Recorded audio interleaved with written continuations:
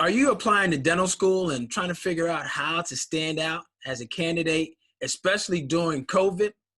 Stay tuned as we talk to an admissions director who has some tips and some advice on how to get into dental school and during COVID-19. Stay tuned.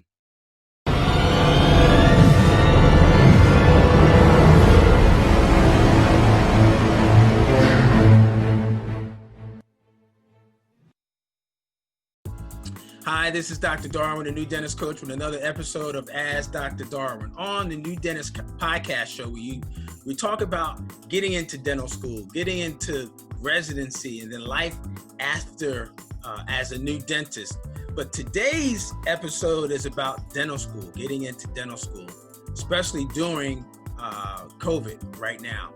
Guys, be sure to subscribe right down below to my YouTube channel and hit the notification so that you know and are notified every time videos are released on a weekly basis. I don't want you guys missing a lot of this good content that's been helping pre-dental students, dental students, and new dentists alike.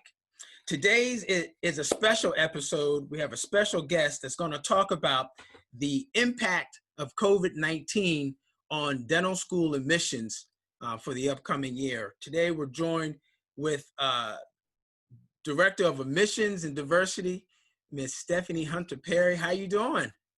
How are you, Dr. Hayes? I'm doing awesome. I'm good. I'm glad that we're talking about this important subject today, because I know I've got a lot of followers and mentees that are trying to figure out how to get into dental school, but also how to get into dental school now that we're in a pandemic with COVID-19. So before we get started, could you just kind of introduce yourself, tell us a little bit about who you are and your role at the school? Absolutely. Like you indicated, I'm Ms. Stephanie Perry. I'm the Director of Student Admissions and Diversity. I'm also the SNDA Faculty Advisor for our wonderful group of prestigious students. I'm also serve as the DCG for Dental College of Georgia, the Title IX liaison. So when people have issues, unfortunately, that does happen. I've been at the Dental College of Georgia at Augusta University. It'll be 19 years. It'll be 20 years at the end of July. So I've been there and been through some plight and changes. I think when I came, I was hired as the diversity recruiter, the minority recruiter at the time. So we were, ever since then, and even before then, trying to make sure that we have a diverse population for the students of DCG. And at the time, we were only taking Georgia residents. We are a state school, so we're mandated at that time. Everybody that applied had to be from the state of Georgia. I think the applicant pool at that time was 139 applications for a class of 56. And so just to see where we are now and how the roles have become more demanding, this past cycle we had 860 applications for a class of 96. So they didn't give you any more hands, but it definitely, the demand became more for that. So in that time, my background was public relations. I didn't know dentistry. I didn't know higher education. I didn't know healthcare, so now you kind of, if you're going to be the first face or the face of a dental school, you kind of got to know everything about it, because you may be the first and last contact for a person who wants to know, is dentistry a career for them, and you need to know that answer. So sometimes when I'm dealing with really young people, they're like, are you a dentist? And I always joke and say, no, I'm not, but I play one every day for that instance. And so we talk about that and what they need to do to more about the profession. On a daily basis these days, my main job is I'm the sole recruiter for the dental school. And what is that going to look like in the world of COVID-19?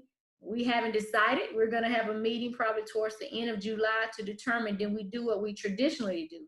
And traditionally, we kind of go to different colleges and different undergrads and graduate schools and speak about, what our dental school and what dentistry has to offer. In that sense. And so I think I went to, in 2.5 months, went to 22 colleges throughout the state of Georgia. Wow. And fortunate or unfortunate, it's happening simultaneously at the same time when applications, the application process is happening. So it's a lot going on between, so don't call and say, hey, can we come out and hang out between the months of September and November, September before we give people offers. So that's just a trying time, not only for DCG, but any other dental school. In addition to being the sole recruiter, I'm also do advisements. So I probably spend, even in the COVID-19 and working from home right now, I'm pretty sure I talk to at least 3 people each day as to what they need to do to be a competitive applicant. Some of them are applying right now. Some of them have applied before. And we give another title to those who are, trying to make themselves a stronger candidate. And then some of them may be applying in the future. And some of them, after hearing my advice, know that dentistry is not what they want to do, or they may not be willing or able to put in the hard work to get there. And then also talk with students that English is not their first language, and so we make a determination if they have to take the TOEFL exam or if they can be waived from that. So that's kind of some of the things that I do instead of sitting at the table and putting in my opinion as we move forward with other things that happen with dental education. So it sounds like you're really hands-on with the whole entire process, admissions process at the school. Based on your years of being there as a minority recruiter, and now you're the entire student body population recruiter for the schools, for the actual schools. So that's remarkable, but I'm sure it's a lot of hard work too. So all the ins and outs about what the school is looking for candidates, and some tips and advice. And I think that's where we really want to focus on in this discussion, because even before COVID, but even now with COVID being present, there's probably some additional tips and advice that you would give candidates to make them make their candidacy stand out. Because I know that's usually a question that I always get from folks. Dr. Darwin, how can I make my candidacy stand out? What can I do? What can I do? So I'm glad we have this opportunity to kind of talk to you, to pick your brain a little bit, but to also share both pre-COVID and during COVID, what are some advice and tips for candidates and applying to dental school? So if we can talk about that, that'll be great. Okay, I'm going to talk a little bit about the advice and tips first. Okay. Then people are going to freak out and they're like, okay, but this is how I've been affected by COVID. So we'll hit back on that. Like I said, I've been doing this a long time. In each school, there are 67 different dental schools. I know they're in the process of looking at one in El Paso, but right now it's just 67. And there are 10 dental schools in Canada. And so I don't want you to dismiss those, because they are becoming part of ADEA as well. And for some of you who don't know who ADEA is, shame on you. If you pre-dental, you need to be at adea.org and go to the Go Dental. Yes, and that's where you go, and that tells you this is what you need to be doing in your preparation, whether you're applying right now, next year, whether I'm in high school, looking for pipeline programs, looking for where the fairs are going to be in that sense. And that way you can have the determination, and just reaching out to dental schools, because what I may need at DCG may not be what's needed at a dental school that's in your state or the other dental schools that you're thinking about applying to. But all in all, I also serve as the past chair for the ADEA ADSAS advisory group. And so we're a group who comes together and make decisions about this application process. And ADSAS is the main application that everybody who's applying to dental school, that's the only way to do it. You have to go to ADSAS and fill out the application. And then from there, you designated which programs, which schools that you want your application disseminated to. But having said that, here are some of the things that overall all of our schools have nodded in agreement as to this is what we're looking for. You have to make sure that you can handle the coursework. So while no, we're not looking necessarily for the 4.0 student all the time, we can't just take a gamble on a student who in their heart, that's what they want to do, and the GPA doesn't say that they can handle the coursework. As many rigorous programs that you've done in undergraduate and graduate, I promise you, you can ask any dentist or dental student at this point, dental school curriculum is going to be the most rigorous that you would have experienced up until this point. So I've had people who come in with 4.0s and breeze through high school and college, and they're breaking down in tears, and that's the reality of it. So if we see you with a GPA and you barely got by an undergrad, then the question is, how is that person going to make it through a dental school curriculum? I know at my school, the first semester is 29 credit hours. So if you're crying with 12 hours with your biology degree, then can you handle 29 with so many courses that's part of a curriculum at a dental school? So you have to ask yourself those sorts of things. Each school has what they look at as their average GPA and their minimums. So if you're one of those students who say, what's the minimum? You probably not ready. If you're trying to see what the bottom is, that will make you competitive. It kind of looks like you live to see another day and you eventually going to be rejected. And that's a reality. For us, every year, this is someone's first, second, third, or fourth time applying to the program. So I don't want you to get discouraged because you didn't get in the first time, because many applicants don't. There are over 10,000 people applying to dental schools each year in the US. And if I have a class size of 96 with 900 applications, and I'm just going to pick a school, NYU, who may have 5,000 applications for a class of 300, there's a lot more people that's going to be unsuccessful in getting accepted than that's going to be accepted. So you have to make sure that you stand out. So for us, the average GPA of the people that are starting next month, that's our incoming 2020 class, is a 3.67. Science GPA is a 3.61. So I'm not saying everybody need an A, but we're not looking at any application with all GPAs less than a 2.8. So if you're a 2.6, then we're going to be talking about what else you need to do academically, like a master's program, like a post-bac program. So don't get your feelings hurt when you don't do it right the first time. There's additional things that you have to do to make yourself, to convince an admissions committee that you can handle their work. I didn't get it right in undergrad, or I didn't transition well from high school, but I got it right the last 2 years of college. We call that what we call a late bloomer, upward trend. And for those dental schools that look at a holistic approach, then that's very important. What version of Dr. Hayes are we getting now? Is it the 18-year-old that went in just chilling at college?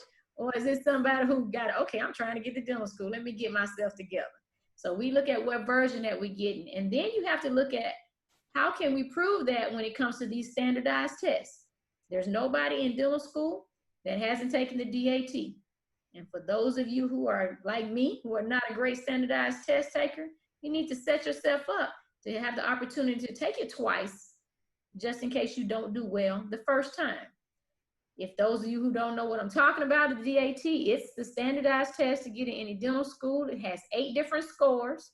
You can get up to a 30 in each one of the areas. You get a score in biology, 1 in chemistry, 1 in organic chemistry. They average those 3 together, and that constitutes you a total science score. They take the total science and average it with a reading comprehension and a quantitative reasoning, and that comes up with an academic average. For DCG, our average across the board is a 21. Some schools put a lot of merit into the DAT. Some know it's just a snapshot of who you were on that particular day when you took the exam. And then the final section that's unique to dentistry because of the art science of dentistry is the PAT, the perceptual ability. Right. For us right now in Wales, that's a 21. Now, having said the average, and people are going to have higher, we're not looking at anything less than a 16.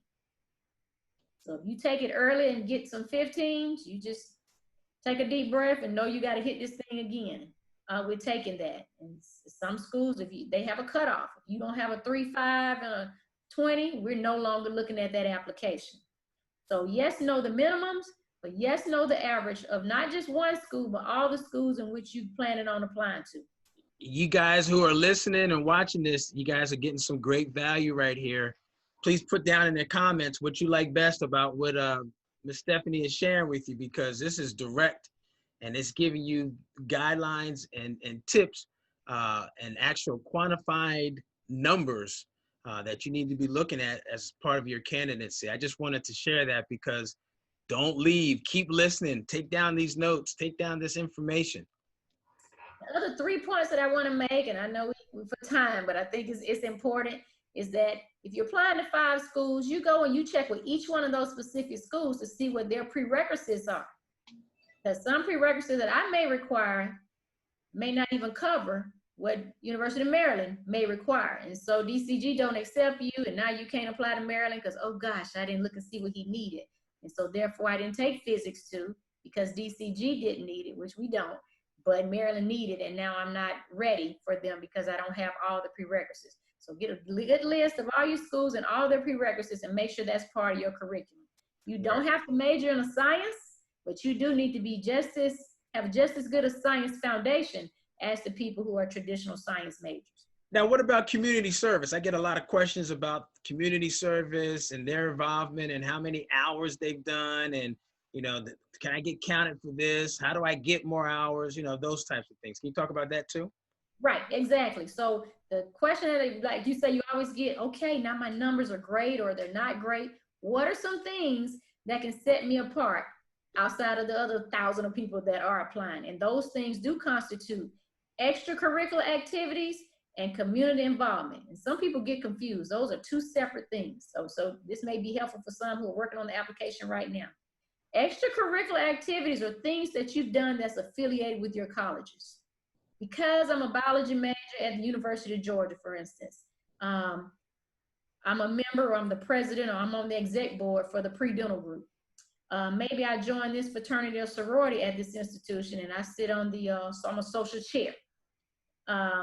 Maybe I'm, you know, on the particular board to where we tutor and we go out and tutor a particular group as part of an organization. So these are things, so in those things, not just be a member. You can join as a freshman or sophomore, but at some point, by the time you apply to dental school, have some leadership status in these organizations. Mm-hmm. So when you're not in class, what is your involvement on campus? Those are the things that go into extracurricular activities.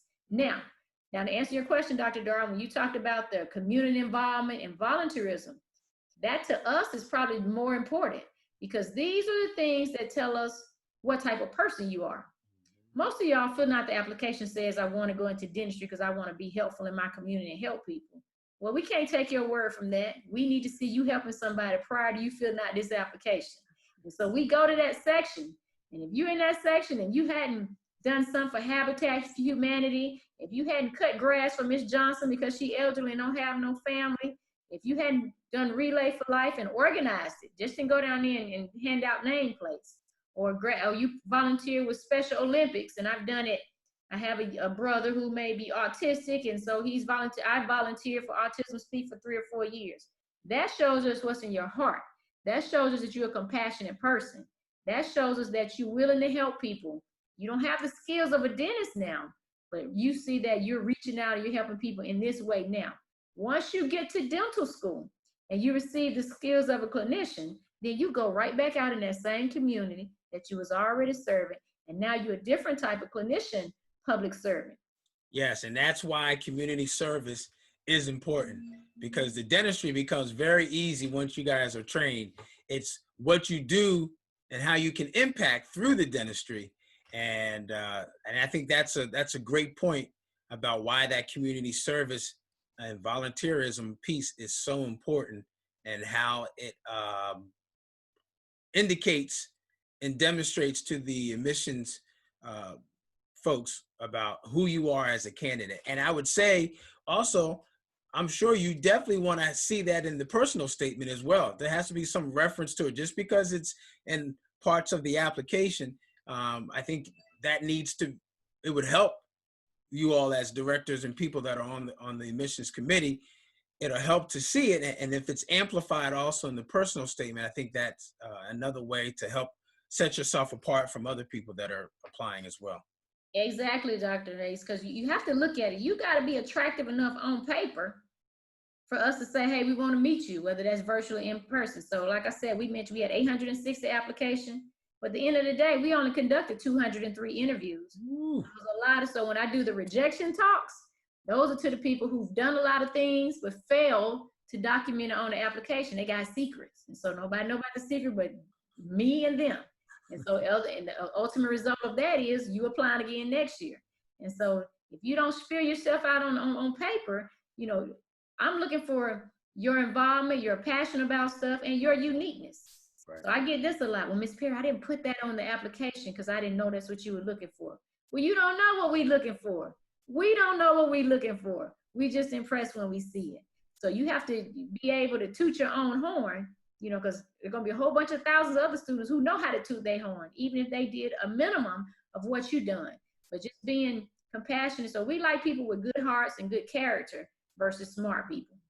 And guys, you know, this is, again, this is straight from the mouth of the director of admissions.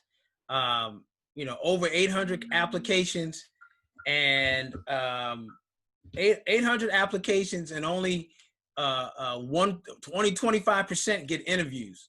Last time I checked, the only way you get into dental school, you got to have an interview. So you understand the importance of documentation and putting these things in your application, and also making sure that you are prepared for your DAT, and your application is complete. So, oh wow, this has been helpful. So let me one more point about, you know, when we talk about, it's the shadowing. They need to check with the schools as well, because that varies all over the board. You got some schools, and I'm not calling a name, where 40 hours is sufficient. Mm-hmm. You think about it, ladies and gentlemen, that's 1 week. That's 1 week of you hanging out in the dentist's office. You know, can you tie yourself to something for 20 or 30 years and where you've only been around it for 1 week? But if that's the minimum for a dental school, then just know the minimums. For us, we probably not require, but our average is probably, I'm sure, the most in the nation. For DCG, the average is about 300 hours. So when you get to dental school and it's some long night and some rough week and sleep deprivation, you have 300 hours to reflect back to as to why you putting yourself through this. I try to say that dental school is like a hazing to get to the profession. You got to do it. Hey, this is what I got to do so I can have those 3 letters at the end of the day. And you got to have some good times to keep reminding yourself, why am I do this? And that's why our retention rate is so high, because even though you don't like the rough time you're going through, you know what the light is at the end of the tunnel in reference to that. So make sure you know the number of shadowing hours, and you have shadowing, then you got quality shadowing. I can recall we had a person who took 3 years to get in and then dropped out 3rd semester of dental school. I remember seeing the person. I said, hey, how's it going? They said, it's going okay, Miss Perry, but I don't think I can do it. And my response is, you can't do what? I don't think I can look in anyone's nasty mouth. So even though this person had 300 plus hours of hanging around dentistry, it must not have been quality. If you standing 20 feet back watching dentistry happen from across the room, what is your reaction when you up close and personal? So you're gonna have some dentists that are great dentists, but not necessarily great mentors. So sometimes you gotta date them for a minute and break up and get with somebody that's gonna let you up close and personal, because you're trying to make a determination. Is this something that I could see myself doing for the next 20 or 30 years? Right. Right. Fill out the application. It's got to be a career that I can't see myself doing anything. Right. Once you're shadowing, okay, this is just what I want to do. So shadowing versus quality shadowing. Wow. All right, guys, there you have it. You've got some tips of what admissions directors are looking for. You got some tips about your candidacy.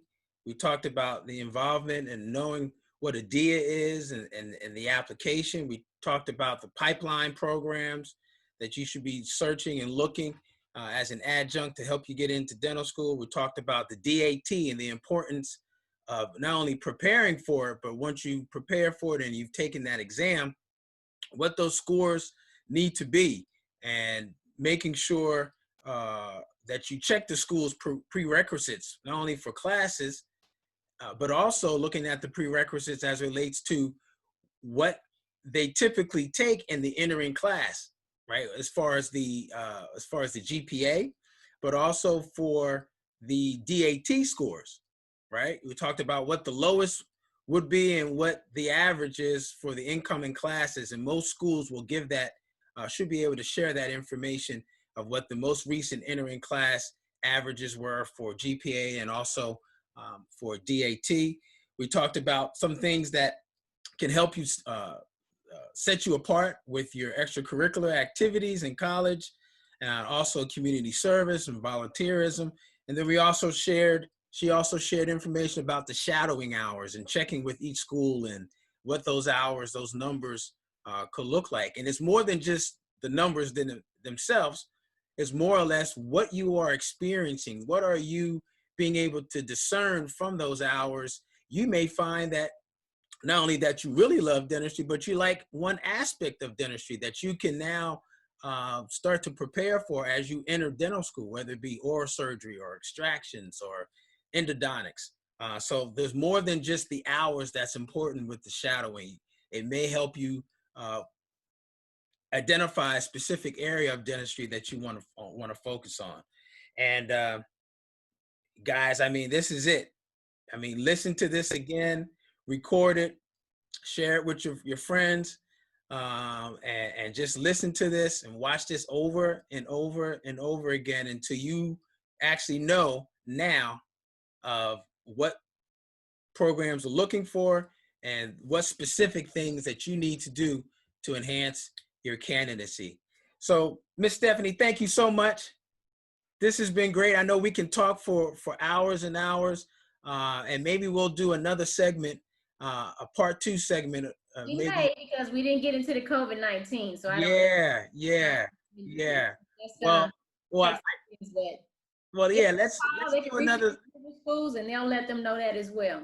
Yeah. Well, I think what's the main thing about the COVID part? The main thing about the COVID is our schools are being more flexible because we know that a lot of things didn't happen. So you guys as candidates, we're planning on shadowing. You're planning on doing community outreach during the spring and the summer, and then the nation shut down. So we realized that whereas you were shooting for 200 hours, you may only have 50 hours. There's a COVID-19 text box that's been added to the application where you can put down, hey, I didn't get as much shadowing. Hey, I got pass-fail versus a letter grade. Hey, I was moved to online when I was physically in the classroom. Hey, I got COVID-19, so I was down. I had family members, so I'm still quarantined. Hey, I was an essential worker, so I couldn't take the DAT when I wanted to. But the biggest thing, the biggest takeaway for those, and this is the franticness that I'm getting right now, is in reference to the DAT. Because the prometric centers closed down, when the rest of every place else closed down, people who had scheduled and paid to take it in April and May had been scheduled anywhere from rescheduled by ADA from 1 to 7 times. So you had no dog in the fight. You really couldn't say, I want to change this. So April people were rescheduled for July. So what the problem they're going to run into now is, can I even get tested before school's deadlines and come up with a DAT? Do I need to go across the state lines? Because a lot of prometric centers, so for instance, it's so many in the state of Georgia, but we only reopened 5 places. They are social distancing. And so you're going to be a little more taxing when you're trying to get your test score. So right now, I think the earliest is August the 10th is what I'm hearing from the candidates. So people who were scheduled for May been pushed down to August. So for those of you that were procrastinators who think you could just go in there and pay your money in August and get it next week, unfortunately, you may be pushed till October. And my deadline for DAT and application is September the 30th. And so therefore, if you take it in October, I'm not going to look at that application because they don't have a deadline. So does that mean that, you mentioned about schools being flexible. Does that mean that some schools may push back their deadline a month or 2? Yes. Some schools have pushed back their deadline for a month. Some schools, and I'm not going to name any schools, I know we're not. We figure like everything, you should have something by September the 30th.